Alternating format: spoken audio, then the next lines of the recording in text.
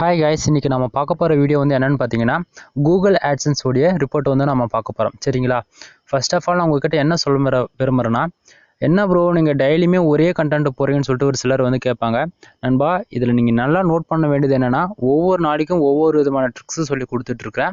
அதே சமயத்துல உங்களுக்கு என்னோட ஃபுல் ரிப்போர்ட்டுமே நான் உங்ககிட்ட வந்து ஷோ பண்ணிட்டு இருக்கேன். மோஸ்ட்லி இது எந்த ஒரு யூடியூபர்ஸும் உங்ககிட்ட வந்து காட்ட மாட்டாங்க. எந்த ஒரு வெப்சைட் பில்ட் பண்ணி வச்சிருந்தாலும் அவங்களும் உங்களுக்கு வந்து ஷோ பண்ண மாட்டாங்க. ஏன்னா எல்லாமே ஒரு சில ட்ரிக்ஸ் இருக்குது. ஓகேங்களா? சம்டைம் எதனால் நான் இப்படி சொல்கிறேன்னா அவங்களுடைய ரெவென்யூ வந்து யாரும் மற்றவங்களுக்காக வந்து ஷேர் பண்ணணும்னு சொல்லிட்டு ஒரு அவசியமே கிடையாது. ஓகேவா? அதே போல் தான் நானும். பட் நான் ஏன் உங்களுக்கெல்லாம் ஷேர் பண்ணுறேன்னா ஒரு சிலர் வந்து நினைக்கிறாங்க யூடியூப் சேனல் வச்சுருந்தா நம்ம வேற லெவலில் நல்லா ரிச்சாக இருப்பாங்க அப்படின்னு சொல்கிற நிலைமைக்கு ஒரு சிலர்லாம் சொல்கிறாங்க. ஓகேங்களா? நான் என்ன சொல்ல வரேன்னு சொல்லிட்டு உங்களுக்கு புரியும்னு நினைக்கிறேன். அதே போல் வெப்சைட் வச்சுருந்தாலும் அதே போல் தான். புரியுதுங்களா? நான் அதாவது சுற்றி வளைக்க விரும்பல, டேரெக்டாக சொல்லிடுறேன். சரிங்களா? நல்லா பணக்கார ரேஞ்சுக்கு ஓரளவுக்கு செட்டில்மெண்ட் ஆயிடலாம் அந்த அளவுக்கு யோசிக்கிறாங்க. ஆனால் உண்மை அது இல்லை. ஓகேங்களா? பட் அதில் இருக்கிறவங்களும் இருக்கிறாங்க. பட் அதனுடைய ரீசன் என்ன அப்படின்னு சொல்லிட்டு உங்களுக்கு நான் சொல்கிறேன். அதுக்கு முன்னாடி இன்றைக்கான ரிப்போர்ட் வந்து நம்ம பார்த்துருவோம். வாங்க வீடியோ வந்து ஸ்கிப் கொடுக்காம டில் எண்டு வரைக்கும் பாருங்கள். உங்களுக்கு நிறைய இன்ஃபர்மேஷன் காத்துக்கிட்டு இருக்கு. சரிங்களா? சம்டைம் நான் பேசுறதுல ஏதாவது உங்களுக்கு இஷ்யூஸ் இருக்குது, சரியில்லை, நான் என்னுடைய ஸ்பீச் உங்களுக்கு பிடிக்கல அப்படின்னா உங்களுக்கு பிடிச்சா பாருங்கள், இல்லைன்னா வீடியோவை ஸ்கிப் பண்ணிவிட்டு போய்கிட்டே இருங்க. சரிங்களா? ஏன்னா இழப்பு வந்து எனக்கு கிடையாது, உங்களுக்கு தான். ஓகே நண்பா, நம்ம இன்றைக்கான ரிப்போர்ட் வந்து பார்த்துருவோம். ஃபர்ஸ்ட் ஆஃப் ஆல் நீங்கள் நல்லா நோட் பண்ண வேண்டியது என்னென்னு வந்து பார்த்தீங்கன்னா நேற்றுக்கு வீடியோவும் இன்றைக்கி வீடியோ வந்து நீங்கள் கம்பேரிசன் வச்சு பார்த்தீங்கன்னா உங்களுக்கு ரொம்ப நல்லாவே தெரியும். செக் பண்ணி பாருங்கள் டுடே வீடியோஸ் போயிட்டு. ஃபர்ஸ்ட் ஆஃப் ஆல் இன்றைக்கி வந்து பார்த்தீங்கன்னா எனக்கு வந்து பேஜ் வந்து பார்த்தீங்கன்னா 1860 பேஜ் வந்து வந்திருக்கு. சரிங்களா? அதாவது அவ்வளோ பேர் உள்ள வெப்சைட்டுக்குள்ளே விசிட் பண்ணியிருக்கிறாங்க. அதுக்கு எக்ஸாக்டிங்காக சாரி, ஆக்சுவலி நான் மாற்றி சொல்லிட்டேன். அதாவது டுடே டாலர் வந்து எனக்கு இன்னைக்கு எவ்வளோ வந்திருக்குன்னா 1.86 சென்ட்ஸ் வந்திருக்கு நண்பா. அதாவது இந்தியன் காஸ்ட் பிரகாரம் ஒரு டாலர் வந்து 75 ரூபா 86 சென்ட்ஸ் இருக்குல்ல, அது வந்து 100, அதாவது ஒரு டாலராக வந்தால் தான் எனக்கு எக்ஸ்ட்ரா ஒரு 75 கிடைக்கும். ஆக்சுவலி இன்றைக்கி சொல்ல போனால் ஒரு 150 ரூபா இன்றைக்கி கிடச்சிருக்கு அப்படின்னு சொல்லிட்டு சொல்லலாம், எக்ஸாக்டிங்காக சொல்ல போனால். ஓகேங்களா? சம்டைம் அது நைட்டு 12:10 வரைக்கும் ஆட்சன்ஸ் வந்து அப்டேட்டில் தான் இருக்கும். 12:10க்கு மேலே தான் நெக்ஸ்ட் டேக்கு வந்து அது சேஞ்ச் ஆகும். அது நல்லா நம்ம பார்த்துக்கணும். ஓகேவா? ஓகே, இன்னைக்கான டாலர்ஸ் வந்து பார்த்தீங்கன்னா எனக்கு 1.86 சென்ட்ஸ் வந்து கிடச்சிருக்கு. ஆனால் நேற்றுக்கு பாருங்கள் எனக்கு $6 கிடச்சிருக்கு. நீங்கள் நல்லா நோட் பண்ண வேண்டியது என்னன்னு வந்து பார்த்தீங்கன்னா என்ன ப்ரோ நேற்றுக்கு $6 கிடச்சிருக்கு, ஆனால் இன்றைக்கி வந்து பார்த்தீங்கன்னா 1.86 சென்ட்ஸ் தான் கிடச்சிருக்கு, என்ன ரீசன் அப்படின்னு சொல்லிட்டு ஒரு கொஸ்டின் நீங்கள் வந்து உங்களுடைய சைடு வந்து நீங்கள் கேட்கலாம். அதுக்கான ரீசனும் நான் சொல்கிறேன். அதுக்கு கொஞ்சம் வீடியோ ஸ்கிப் பண்ணாத பாருங்கள். சரிங்களா? அடுத்ததாக வந்து பார்த்தீங்கன்னா லாஸ்ட் 7 டேஸில் வந்து பார்த்தீங்கன்னா 24.61 சென்ட்ஸ் கிடச்சிருக்கு. லாஸ்ட் மந்த், அதாவது இந்த லாஸ்ட் 28 நாளில் 7.86 சென்ட்ஸ் கிடச்சிருக்கு. என்ன ப்ரோ லாஸ்ட் 7 டேஸில் $24 காட்டுது, ஆனால் திஸ் மந்தில் வந்து வெறும் 7.86 காட்டுது. நான் சொல்கிறேன் கேளுங்க. இப்போ வந்து லாஸ்ட் 7 டேஸ்ன்றது வந்து எப்பயுமே கூகுள் ஆட்சன்ஸில் வெப்சைட் லிங்க் பண்ணி வச்சுருந்தாலே இப்படி தான். அதாவது நம்மளுடைய அமௌண்ட் வந்து வேலண்ட்டுக்கு போய் ஆட் ஆகிட்டாலுமே அது அப்படி தான் காட்டும். இப்போது திஸ் மந்த்னு இருக்கு இல்லையா, அந்த பாருங்கள் $7.86 இருக்கு இல்லையா, பாருங்கள் நேற்றுக்கு வந்து $6 கிடச்சிருக்கு அதுலையா எஸ்டேல. அதுவும் இன்றைக்கி வந்து பார்த்தீங்கன்னா 1.86 சென்ட்ஸ் இருக்கு இல்லையா, அதுவும் ப்ளஸ் ஆகிட்டு தான் எனக்கு $7.86 வந்து காட்டுது. இது வந்து இப்போ டுடே ஏர்னிங்கில் எவ்வளோ நமக்கு வந்துக்கிட்டு இருக்கோ அது அப்பப்போ அப்டேட் ஆகிட்டு தானே வந்து திஸ் மந்த் அமௌண்ட்டில் வந்து ஆட் ஆகிக்கிட்டே வரும். சரிங்களா? இப்போ பேலன்ஸில் வந்து பாருங்கள் எனக்கு $137 வந்து .52 சென்ட்ஸ்க்கு இருக்குது. ஓகேவா? இது வந்து எப்பவுமே ஆட்சன்ஸ் பொறுத்த வரைக்கும் 1ஆம் தேதி நம்ம பேலன்ஸ் காமிச்சிட்டு ஒரு 5 டேஸ் டைம் எடுத்துக்கோங்க. மோஸ்ட்லி வந்து 10 டேஸ் ஆகும். அது வந்து அந்த 5 டேஸில் வந்து நம்மளுடைய பேங்க்குக்கு வந்து அனுப்பிச்சிடுவாங்க. அது உங்களுடைய பிரான்ச் பொறுத்து. ஓகேங்களா? இப்போது லாஸ்ட் பேமெண்ட் வந்து பார்த்தீங்கன்னா அதாவது 1 மந்த்துக்கு முன்னாடி, அதாவது ஒரு 2 மந்த்துக்கு முன்னாடின்னு வச்சுக்கோங்களேன், கடைசி பேமெண்ட்டே இந்த அவ்வளோதான் வந்திருக்கு பாருங்கள். 137.39 சென்ட்ஸ் கிடச்சிருக்கு. பட் 20 சென்ட்ஸ் எக்ஸ்ட்ராவே எடுத்திருக்கேன். சம்டைம் ஓகே பரவாயில்ல, இருக்கட்டும் விடுங்க.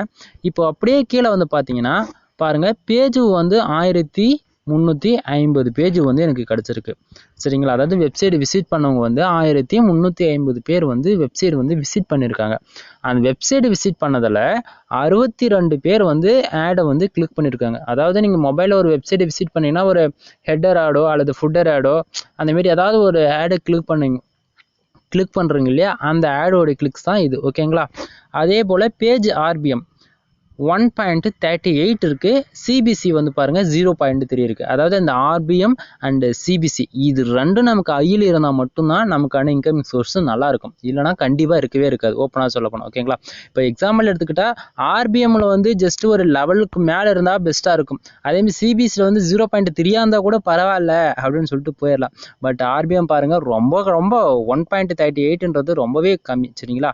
அதே போல் இம்ப்ரெஷன் வந்து பார்த்தீங்கன்னா 4180 பேருக்கு வந்து இம்ப்ரெஷன், அதாவது அவ்வளோ பேருக்கு வெப்சைட் வந்து ரெக்கமெண்டட் இதுல போயிருக்கு. சரிங்களா? தென் பேஜ் சிடிஆர் வந்து பார்த்தீங்கன்னா 4.59% வந்து இருக்கு. இது வந்து என்னன்னு வந்து கேட்குறீங்களா? அதாவது பவுன்ஸ் ரேட்டிங்னு சொல்லலாம். அதாவது நம்மளோட வெப்சைட் வந்து யாருன்னா தொடர்ந்து ஒரே ஐபி அட்ரஸ்ல வந்து பார்த்தாலோ அதை தொடர்ந்து ஒருத்தரையே ஆடு கிளிக் பண்ணாலோ அதை பொறுத்து இது வந்து சிடிஆர் வந்து நமக்கு வந்து காட்டும். சரிங்களா?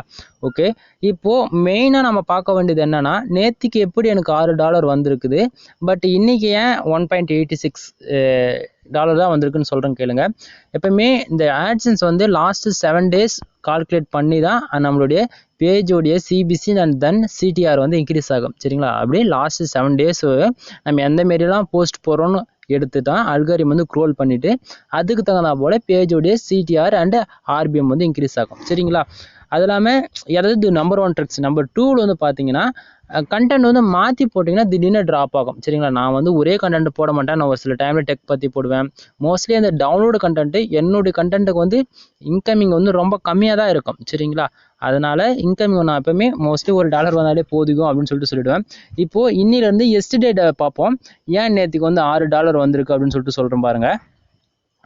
இப்போ நீங்கள் நல்லா நோட் பண்ண வேண்டியது என்னென்னா, நேற்றுக்கு வந்ததுக்கான ஃபுல் இன்ஃபர்மேஷன் வந்து ஆல்ரெடி நான் வந்து நேற்றுக்கே ஒரு வீடியோ அப்லோட் பண்ணியிருக்கேன். இந்த வீடியோ பார்க்குறீங்கன்னா அதுக்கு கீழே இருக்கிற வீடியோ வந்து நீங்கள் செக் பண்ணி பாருங்கள். அதில் ஃபுல் இன்ஃபர்மேஷன் நான் சொல்லியிருப்பேன். இப்போது நேற்றுக்கான ரிப்போர்ட் வந்து உங்களுக்கு நான் வந்து ஷோ பண்ணிகிட்ருக்கிறேன். சரிங்களா? இப்போ பாருங்கள், நேற்றுக்கும் இன்றைக்கி வந்து பார்த்தீங்கன்னா கொஞ்சம் தான் டிஃப்ரெண்ட்டாக இருக்குது பாருங்கள். பேஜ் வந்து 1550 இருக்குது நேற்றுக்கு. அதேமாதிரி ஆடு கிளிக் வந்து 94 விழுந்துருக்கு. சரிங்களா? அதேமாதிரி பாருங்கள், சிபிசி வந்து 0.06% இருக்குது. ஆர்பிஎம் பாருங்க 3.88 இருக்குது. நல்லா நோட் பண்ணணும். இந்த ஆர்பிஎம் வந்து எனக்கு காத்தால ஒரு 7 மணிக்கு பார்த்தோன்னா லெவலுக்கு மேலே இருந்துச்சு. அந்த டைமில் சிபிசி வந்து 6 தான் இருந்தது. ஓகேங்களா? அப்போது அந்த டைமில் எனக்கு இன்கமிங் சோர்ஸ் ரொம்பவே நல்லா இருந்தது. இம்ப்ரெஷன் வந்து பார்த்தீங்கன்னா 4810 பேருக்கு வந்து இம்ப்ரெஷன், அதாவது அவ்வளோ பேருக்கு வெப்சைட் வந்து ரெக்கமெண்டேஷன் போயிருக்குது. சிடிஆர் பாருங்கள் 6.08% இருக்குது. ஓகேங்களா? இதில் வந்து என்ன தெரியுதுன்னா, நம்மளோட ஆர்பிஎம்மும் சிபிசி அதிகமாக இருந்தால் மட்டும்தான் நமக்கு இன்கம் வந்து ரொம்ப நல்லா இருக்கும். சரிங்களா? ப்ரோ அப்போ இது எதனுடைய அமௌண்ட்டு ப்ரோ இதெல்லாம் கேட்கலாம். நண்பா, ஃபஸ்ட்டு நீங்கள் பார்க்குறீங்களா, இது வந்து வெப்சைட்டோட அமௌண்ட்டு. இப்போ பேலன்ஸ்னு இருக்குது பார்த்தீங்களா, இதில் வந்து இது அதாவது வெப்சைட்டை நீங்கள் உங்களோட ஆட்சன்ஸ் அக்கௌண்ட்டில் லிங்க் பண்ணாத வச்சுருந்தீங்கன்னா இதில் எதுவுமே 0 தான் இருக்கும். சரிங்களா? பேலன்ஸில் வந்து யூடியூப்பில் மந்த் ஆனால் அங்கே க்ளோஸ் பண்ணிவிட்டு அங்கே இருக்கிற அமௌண்ட் வந்து இந்த வேலண்ட்டில் வந்து பேலன்ஸ் இருக்கு இல்லையா, அதில் வந்து ஆட் ஆகிடும். சரிங்களா? இப்போது அதாவது உங்களுக்கு வந்து நான் லாஸ்ட்டு 2 days காமிச்சேன். இப்போ 7 days காமிச்சாலும் உங்களுக்கு பெரிய டிஃப்ரெண்ட் இருக்காது, கொஞ்சம் தான் இருக்கும். இப்போ லாஸ்ட்டு 7 daysக்கு வந்து காட்டுற பாருங்க.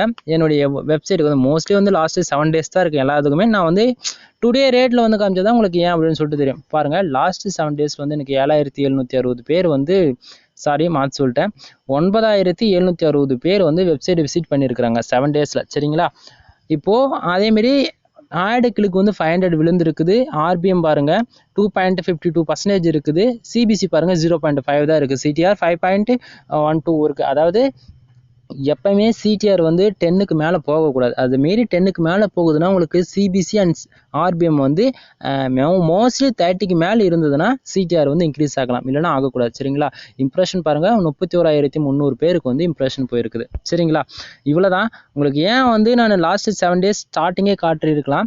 நான் ஏன் காட்டலைன்னு பார்த்தீங்கன்னா, எப்பயுமே லாஸ்ட்டு 7 daysல வந்து காமிக்கிறது வந்து மோஸ்ட்லி எந்த ஒரு யூடியூபர்ஸும் உங்களுக்கு காமிச்சாலோ அல்லது வெப்சைட் வச்சுருந்து அவங்க காமிச்சாலும் யாரும் நம்பாதீங்க. ஏன்னா அதெல்லாம் ஃபேக்கான ரிப்போர்ட்டாக இருக்கும். சரிங்களா?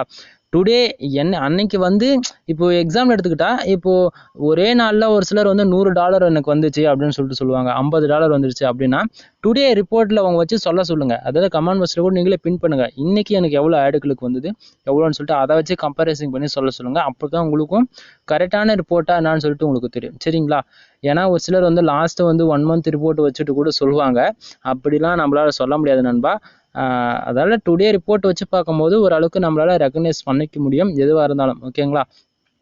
அதே போல் வெப்சைட்டில் என்னுடைய ஃப்ரெண்ட்ஸ்லாம் $1000 மேலே எடுத்துகிட்டு தான் இருக்காங்க. ஆனால் இதில் மெயினாக நான் என்ன என்னுடைய எக்ஸ்பீரியன்ஸ் வைஸ் நான் உங்ககிட்ட சொல்ல விரும்புகிறேன்னா, உங்களுடைய டொமைன் வந்து அத்தாரிட்டி வைஸ் பார்த்தாச்சுன்னா ஒரு 47க்கு மேலே இருக்கணும். நம்பர் 1.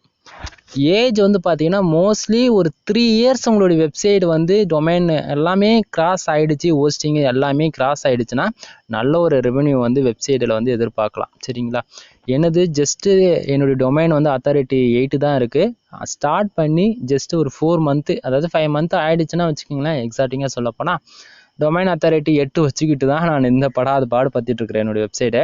சம்டைம் கொஞ்சம் எஃபெக்ட் போட்டு ஒரு 3 years கிராஸ் பண்ணிட்டேன்னா நல்ல ஒரு இன்கமிங் நானே கூட எதிர்பார்க்கலாம்.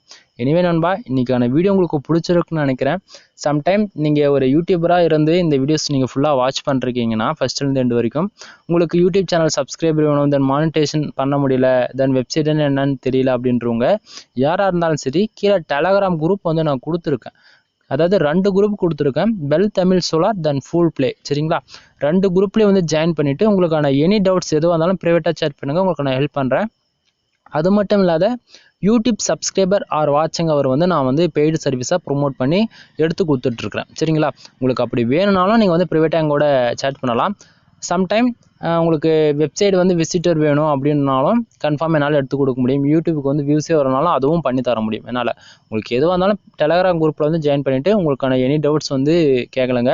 சம்டைம் இல்லை இந்த வீடியோ உங்களுக்கு இன்ஃபர்மேஷனாக இருந்ததுன்னு தோணுச்சுன்னா உங்களுடைய ஃப்ரெண்ட்ஸுக்கு ஷேர் பண்ணுங்கள். இன்ஸ்டாகிராம், டெலகிராம், ட்விட்டர்ஸ் இதுமாரி உங்களுக்கு எந்தெந்த சோஷியல் மீடியாவெலாம் ஷேர் பண்ண முடியுதோ ஷேர் பண்ணுங்கள். சரிங்களா? தென் இவ்வளோ நேரம் பார்த்துட்டு லைக் போடாத போனீங்கன்னா அது எந்த பிரச்சனையும் கிடையாது. பட்டு போடுங்க, எப்படியும் 10 பேர் தான் பார்ப்பீங்கன்னு எனக்கு தெரியும். பிரச்சனை கிடையாது, போட்டு விடுங்க, ஏதோ ஒரு காலத்துக்கு யூஸ் ஆகும் இல்லையா சம்டைம். ஓகே நண்பா, மறக்காமல் சப்ஸ்கிரைப் பண்ணிக்கோங்க. நெக்ஸ்ட் வீடியோவில் நாளைக்கு பார்க்கலாம். சரிங்களா? ஓகே, பாய்.